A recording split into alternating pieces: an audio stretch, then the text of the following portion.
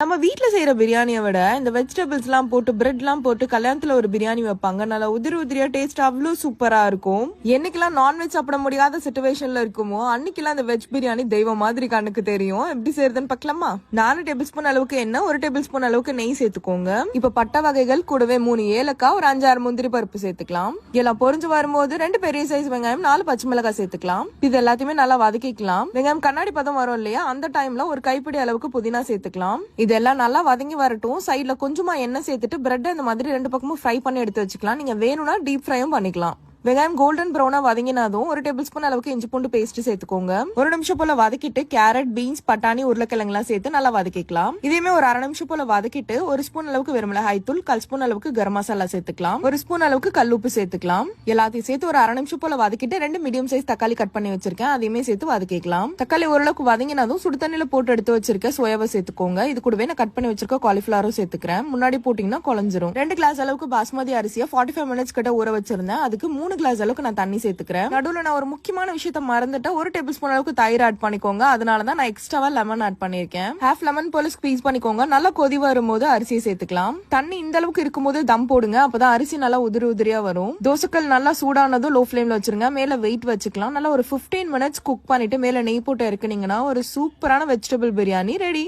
இந்த டைம்ல பிரெட் சேர்த்துட்டு மிக்ஸ் பண்ணிக்கோங்க. நீங்களுமே கண்டிப்பா ட்ரை பண்ணுங்க. ஆல்சோ மறக்காம தயிர் ஆட் பண்ணிக்கோங்க. ஆல்சோ மறக்காம நம்ம பேஜ் ஃபாலோ பண்ணிக்கோங்க. பை.